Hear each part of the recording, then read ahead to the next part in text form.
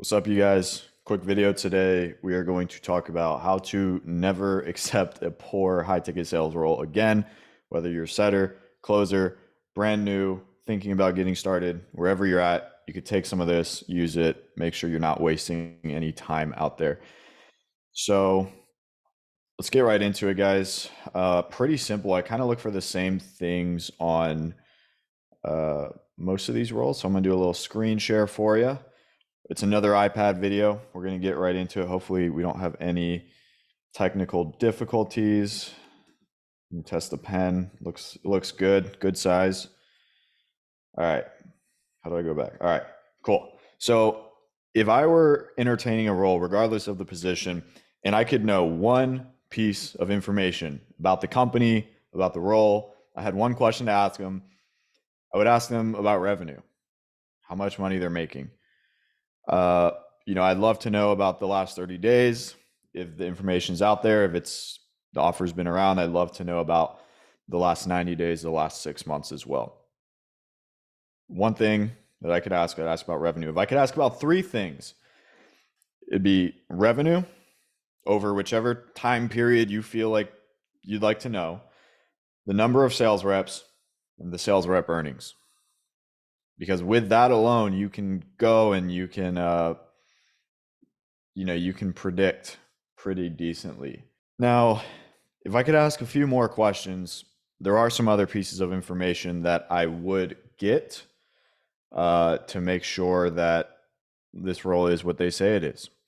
And by the way, OTE, on track earnings, on target earnings, whatever you want to call it, in high ticket sales, unfortunately, it hardly ever means what you think it means. It's usually a hopeful projection from a business owner and what they think is possible. Oftentimes it hasn't actually been done. Offer owners that do base OTE off of things that have been done or are currently being done, they're usually good offers. Okay. Otherwise, OTE is a hopeful projection to get people in, and then they get in and they realize like, it's not what I thought it was. So setter and closer, for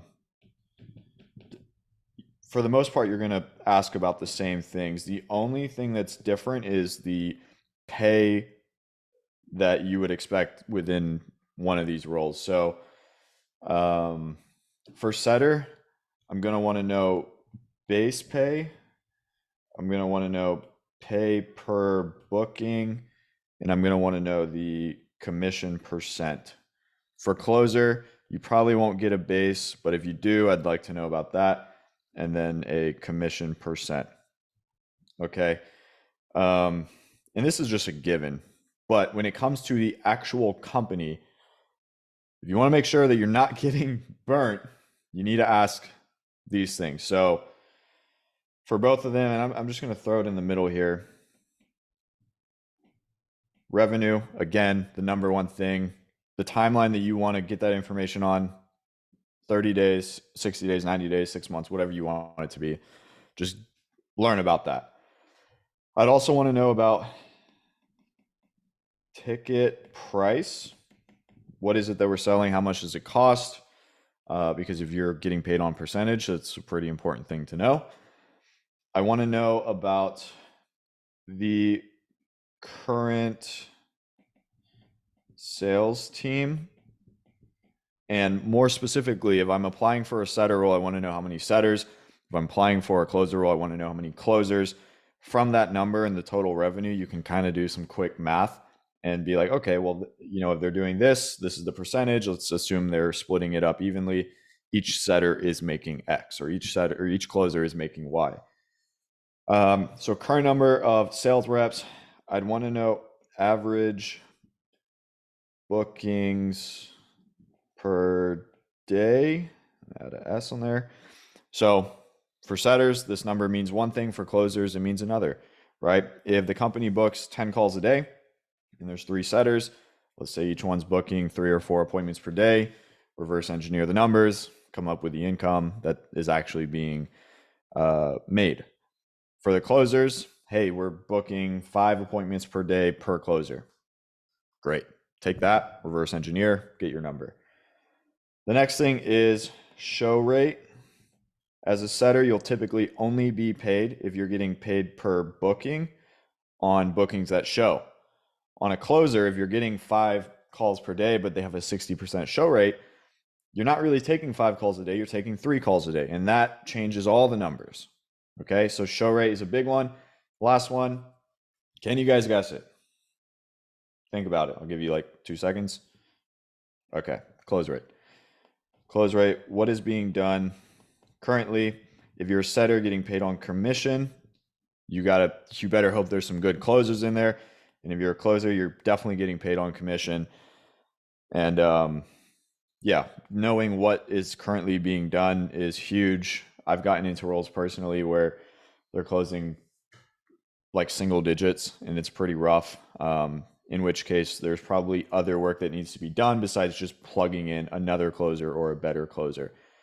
So if you guys are looking at any high ticket sales role, besides the method of payments, these are the things that you need to look for. And with all this, there's some other factors in here that would be nice to know that I'd encourage you to go and ask about, like success rate of the service, chargeback rate, average tenure of the sales reps, a lot of little stuff like that. But to make sure that the numbers make sense, first things first, these are the things. Now, if you guys are here, maybe you've seen, I'm going to pull off the share, and I'm going to share this with you guys. Maybe you guys have seen this. I made a video a while back on it, but my OTE calculator. So OTE calculator, everything that I just wrote out here, if you're good at math, cool. You can get in here, figure out the numbers yourself.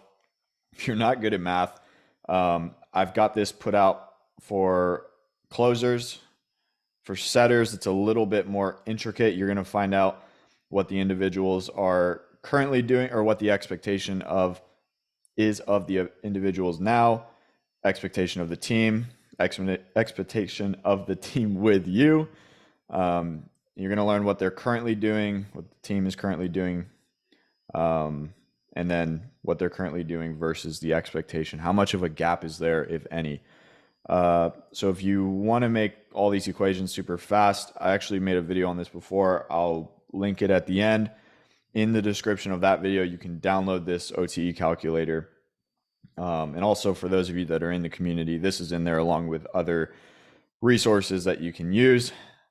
But before I wrap this up, guys, this just came in this morning. So super hyped. I'm going to do another little screen share here. Super hyped. Our boy Gail, he joined the community September 21, which was 15 days ago. He was working with a top company as an account executive in France.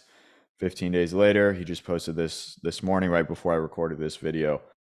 Landed a role, full-time setting offer for a top French e-com coaching company. They even talked about moving him up to management already. He's going to be able to break away from the shitty account executive job that he just doesn't love.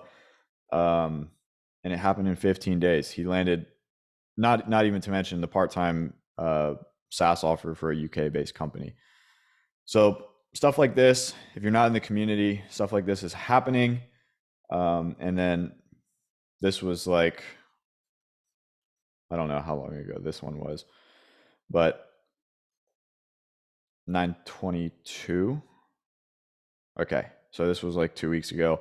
Our boy Landon here, same thing. Joined the community August 24th. Realtor out of Oklahoma City. We had a meetup in Austin. He came through. A couple weeks later, he was hired into a role. Top guy in the community in that role was pacing $8K a month as an appointment setter with no prior sales experience. He texted me here, got hired, and that's what we're doing. So guys, if you watch this video, I know you are either in high ticket sales or you're considering it. If you're already in it, you need to be in the community. If you're considering it, go try this for free. Go try this alone, but you're going to find very quickly that it's just a whole lot easier when you've got people and opportunities that you're surrounding yourself with. So guys, I'm going to try to be making videos minimum 2 times per week, in addition to the Sales Bro podcast, which has kind of been lacking, but minimum 2x videos per week. Be sure to subscribe, like the video. And if you want to get some results like these guys and get into high ticket sales and leave the sales job that you hate, or you're just not making that much money at, go to the description, learn some more, and we will take it from there. So if you made it this far, peace, guys. I'll see you in the next one.